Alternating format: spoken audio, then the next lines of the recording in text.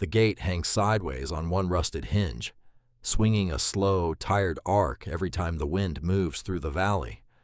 Beyond it, 80 acres of Kentucky bluegrass country stretch out under a sky the color of wet slate. The old farmhouse sits at the far end of a gravel drive swallowed by chicory and thistle, its porch sagging in the middle like a spine that gave up decades ago. A tractor, a 1978 International Harvester, sits half sunk in the mud near the barn, tires flat, its paint faded to the color of bone. Inside the barn, swallows nest in the rafters, where hay bales once stood stacked to the roof. The fences have collapsed in 3 places, wire coiled in the grass like something sleeping.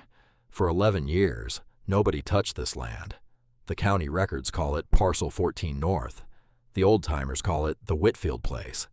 And they say it the way people say the name of somebody who died too soon. Then, on a cold March morning, a woman named Rachel Doyle steps out of a 15-year-old pickup truck and looks at all of it. The collapsed fences, the drowned tractor, the porch that isn't safe to stand on, and does something nobody in this county expects. She smiles. By sundown, she has signed the papers. By the next morning, half the town knows a 34-year-old former hospital nurse just spent her entire life savings on the most neglected farm in the county. What happens over the next 12 months will change the way this entire community thinks about second chances, and about her. If you believe run-down land and written-off people both deserve a second chance, subscribe for more true farm stories like this one every week. And tell us in the comments, where are you watching from? Rachel didn't grow up on a farm. She grew up in a 2-bedroom apartment above a hardware store in Ohio, raised mostly by her grandmother after her parents split. Her grandmother kept a garden in a 5-gallon bucket on the back steps, tomatoes mostly, and a stubborn rosemary bush that survived 4 winters it had no business surviving. "Anything will grow," her grandmother used to tell her, "if you're patient enough to listen to what it needs before you decide what you want from it." Rachel spent 12 years as an ICU nurse. She was good at it. Steady hands, a calm voice in the worst moments, the kind of person families remembered years later. But something wore down in her, slowly, the way a riverbank erodes without anyone noticing until the bank is gone. She started dreaming about dirt, about growing something instead of only fighting to preserve what was already failing. She spent 3 years preparing before she ever looked at a single acre of land. She took weekend classes at the county extension office. She read soil science textbooks at her kitchen table until midnight. She volunteered on a rotational grazing operation 2 hours from her apartment, mucking stalls on her days off just to learn how a working farm actually breathed. She saved every spare dollar, sold her car for a beat-up truck, and studied bankruptcy auctions for over a year before Parcel 14 North came across her screen. Everyone told her not to do it. Her coworkers thought she was having a breakdown. Her brother told her she was throwing away a stable career for a fantasy. The real estate agent, a soft-spoken man named Carl Hensley, warned her twice that the land had been condemned for structural issues on the farmhouse and that the soil hadn't been tested in over a decade. She bought it anyway. The problem started before she'd even unloaded her truck. The well pump was dead. The septic system had failed years earlier, leaving standing water behind the barn. When the county soil agent finally tested her fields, the results were worse than anyone expected. Compacted clay, a pH so far off balance that almost nothing would grow in it, and a nitrogen level so depleted the agent asked her, half joking, whether she planned to farm rocks. Then came the dead. Rachel discovered a lien on the property left over from the Whitfield family's final years, a mechanic's claim on farm equipment that had never been resolved. It would take 4 months and most of her legal budget to clear it. By June, she'd spent nearly everything rebuilding fence line alone, board by board, her hands blistered and cracked. The tractor wouldn't start. Predators, coyotes mostly, had already picked off 2 of the 6 chickens she'd brought with her.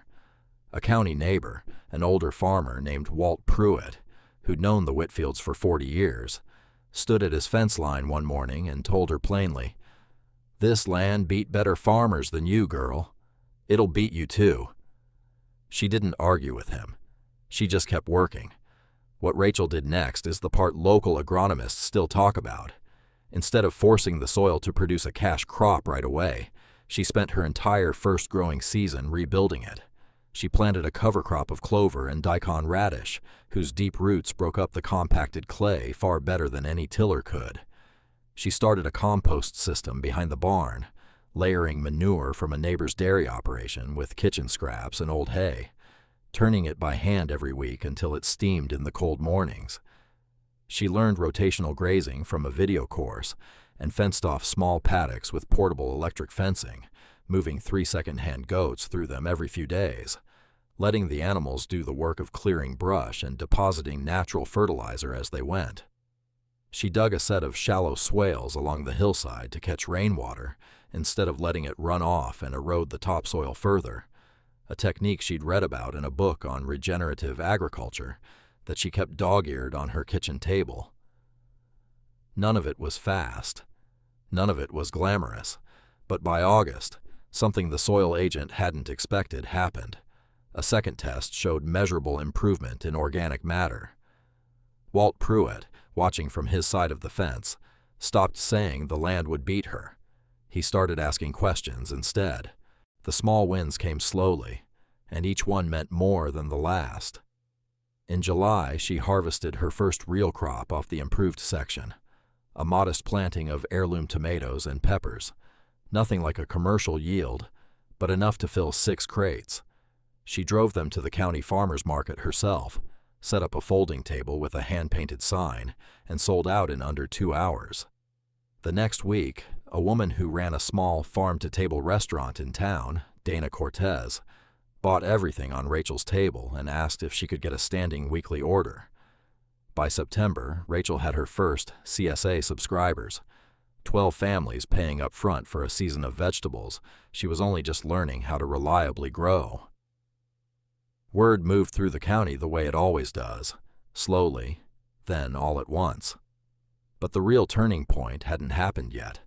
In October, 7 months after she'd bought the place, a wet spring gave way to an unusually dry, brutal late summer drought that hit the entire county hard. Row crop farmers watched corn wither in fields that had never failed them before. Wells across 3 townships ran low. Rachel's neighbors, the same men who doubted her, started losing pasture grass their cattle depended on. Rachel's swales, dug back in April to catch and hold rainwater, had quietly done their job all season. Her paddocks, thanks to the rotational grazing, still held moisture and green growth long after Walt Pruitt's open pasture had gone brown and brittle. Walt showed up at her gate in late October, the same gate that used to hang crooked on one hinge, now rehung and swinging clean. He didn't say much. He just asked if she'd walk his fields with him and tell him what she'd done differently. She did. And by November, 3 more farms in the county had started experimenting with cover crops and water catchment swales on Rachel's advice, techniques a former ICU nurse had taught them, techniques the county extension office hadn't managed to get local farmers to adopt in years of workshops. By the following March, 1 full year after she'd signed the papers on the most neglected farm in the county, Rachel Doyle stood in front of a rebuilt barn, a working well, 31 CSA families, a standing order with 2 restaurants, and pasture so improved that the county extension office asked to use her farm as a demonstration site for regenerative practices. The county agricultural board invited her to speak at their spring meeting. Walt Pruitt, the same man who told her the land would beat her, introduced her that night as the only person who ever actually listened to what this ground was trying to say. The tractor that once sat, drowned in the mud, now runs. The porch that wasn't safe to stand on has new boards under it.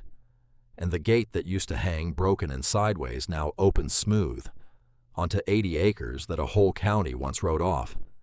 The same way, perhaps, they'd once have written off a tired nurse with a beat-up truck and a stubborn belief that anything will grow, if you're patient enough to listen to what it needs first. It wasn't luck. It wasn't a miracle harvest or a lottery ticket disguised as farmland.